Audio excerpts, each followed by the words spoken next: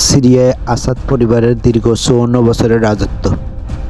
সেই ইস্পাত কঠিন শাসন যে বিদ্রোহীদের নজিরবিহীন ১১ দিনের অভিযানে তাসের ঘরের মতো ভেঙে পড়ল।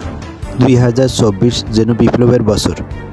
ছাত্র জনতার আন্দোলনে ৫ই আগস্ট ক্ষমতাচ্যুত হন বাংলাদেশের প্রধানমন্ত্রী শেখ হাসিনা। দেশ ত্যাগ করে ভারতে আশ্রয় নেন তিনি। এদিকে তার বাসস্থান গণভবনের দখলে নেয় ছাত্র জনতা। সে সময় সারা বিশ্ব তাকিয়ে দেখেছিল এই ঘটনা। মাত্র ৪ মাস পর ৮ই ডিসেম্বর আবারও একই ঘটনার পুনরাবৃত্তি ঘটল সিরিয়ায়। রাজধানী দামেস্কের দখল বিদ্রোহীদের দখলে যাওয়ার পর পালিয়েছেন বাশার আল আসাদ। এই দিনে স্বৈরশাসনের পতনের খবরে রাজপথে নেমেছে হাজারো মানুষ।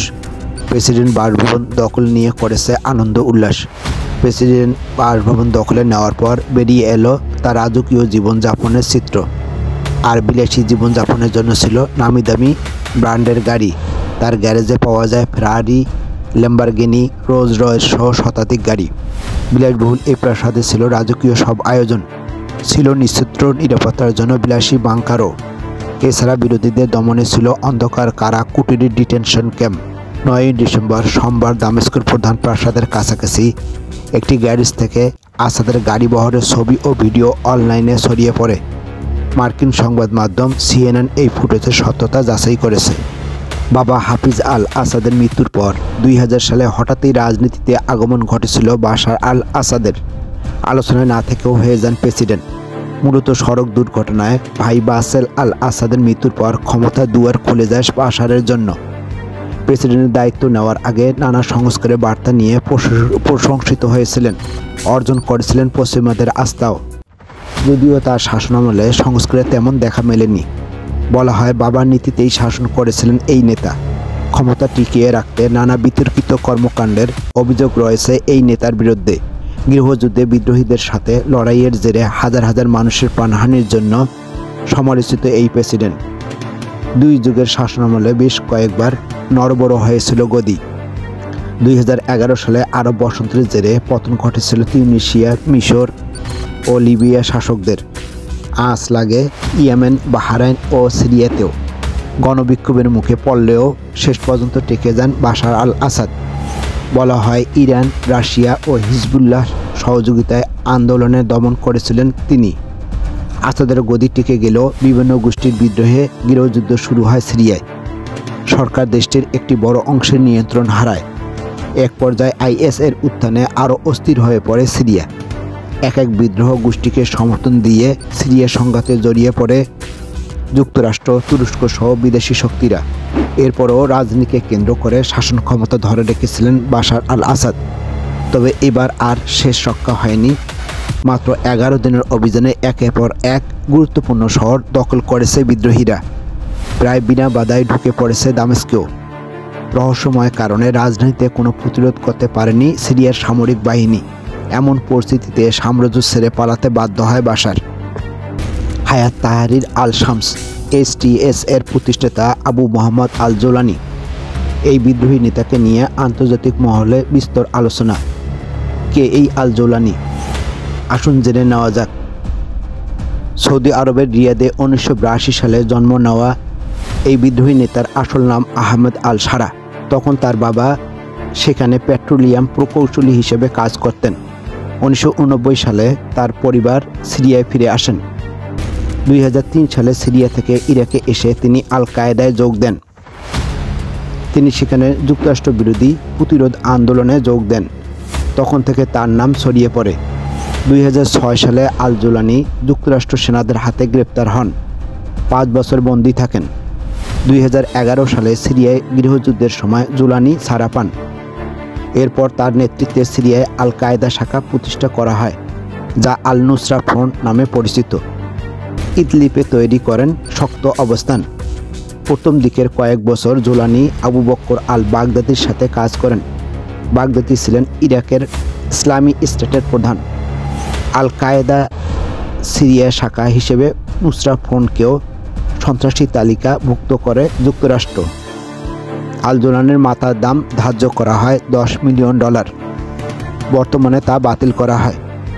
2014 সালে কাতার ভিত্তিক সংবাদ মাধ্যম আল জাজিরাকে সাক্ষাৎকার দিয়েছিলেন আল জুলানি।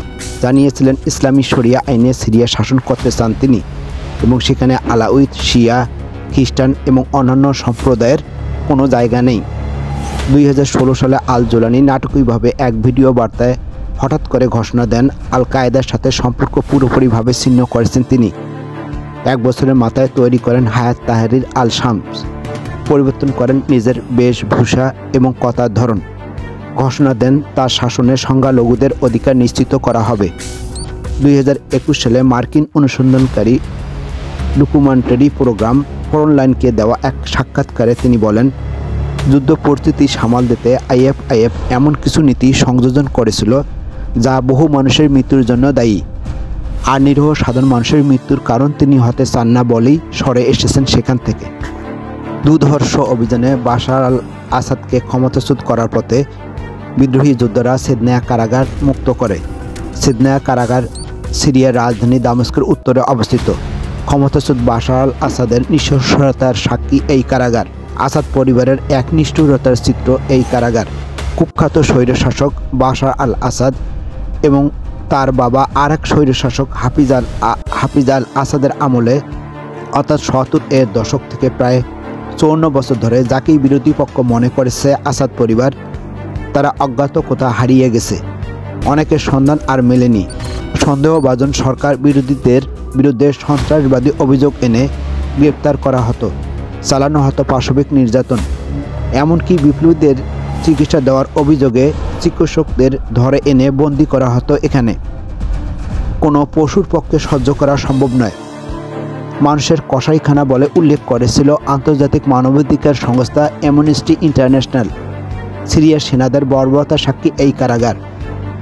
এই সিদনায়া কারাগারে শত শত নারীকে বন্দী করে চালানো হতো ধর্ষণ। ফলে কারাগারে জন্ম নিয়েছে অসংখ্য শিশু। নির্যাতনের যন্ত্রণায় অনেকে নিজের নাম পর্যন্ত ভুলে গেছেন।